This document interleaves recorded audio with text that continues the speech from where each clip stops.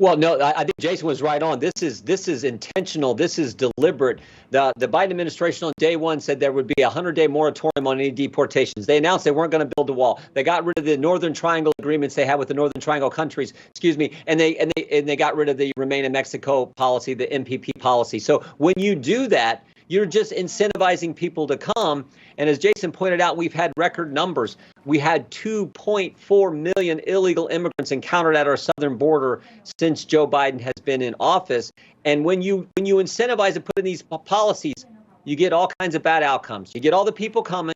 You get the stress on our Border Patrol agents, so much so that we saw what happened to the Texas National Guard, who tragically lost his life trying to save two of these 2.4 million coming across the Rio Grande River. You get the drugs that come because the Border Patrol are so stressed trying to deal with this influx of people. You get more drugs coming in, and we know what fentanyl has done to so many young Americans. So that's the situation that this administration has deliberately, intentionally created with their crazy policies. Okay, then let me ask you about this, Congressman. There are a number of other Republicans who are trying to lay the groundwork for a possible impeachment of the Homeland Security Secretary, Alejandro Mayorkas. There's a letter went out, 133 members sent to Secretary Mayorkas on Monday, which in part, your actions have willingly endangered American citizens and undermined the rule of law and our nation's sovereignty. Your failure to secure the border and enforce the law passed by Congress raises grave questions about your suitability for office. Were you one of those 133, sir?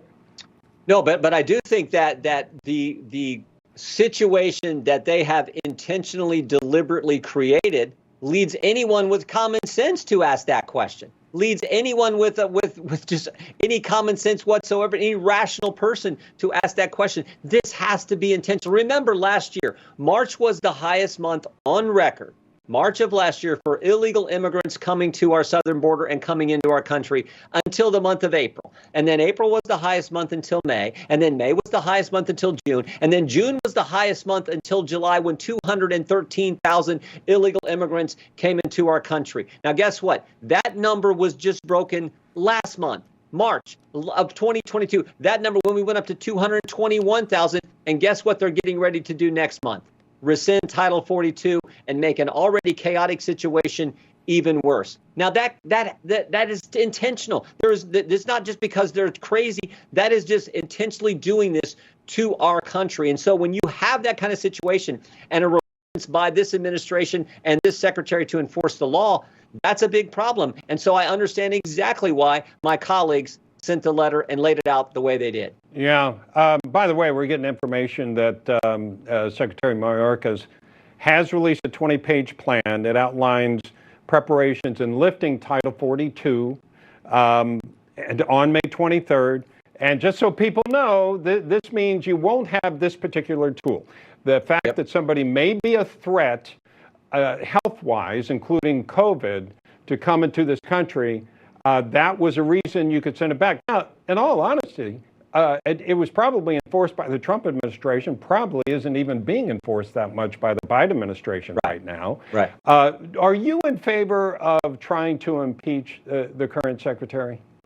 I think that'll be a decision by the conference. If, in fact, the American people put us in the majority, I think that decision and a host of other decisions, like all the different things we're going to investigate that I think we need to investigate, how that proceeds, what's the order, who we call in first on a number of different investigations. I think those are decisions by the Republican conference that we will make if, in fact, the American people put us in the majority.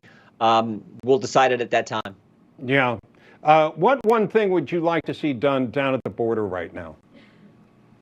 I would like them to actually go back to the policies that worked. Don't advertise to the world that you're going to stop deportation. Don't advertise to the world that you're not going to build the wall. Actually build the wall. Put back in place the Remain in Mexico, the MPP protocols. Start to deal with the root causes. That's supposedly what the vice president, the border czar, was supposed to be doing. Well, if that's the case, why did you get rid of the agreements we had with the Northern Triangle countries in Central America? So everything they have done has led to this, just chaotic situation we have seen now for months and months and months on our southern border. Put back in place the policies that work. But the fact that they won't do it just reaffirms and just underscores that this is intentional. And the real question is, why? Why are you intentionally doing this to the country? Why do you think they are?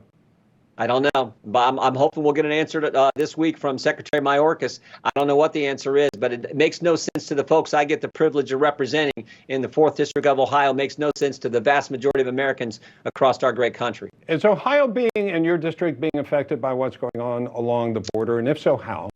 We haven't had the direct that I know of, the direct like we see in Scranton, I think, and in White Plains, New York, where a plane lands in the middle of the night or buses come in. We haven't had that direct impact, but there are hundreds of thousands of people who are coming into the country, who came here illegally, who've been released into the country, where they're going to all kinds of communities around, and that stresses schools, that stresses public health. Sure. I mean, that just there are all kinds of concerns with that. And you hear that not from members of Congress, but from local officials, mayors, governors, local county executives. You hear from them all the time. And taxpayer money, by the way, going to pay for all those services. So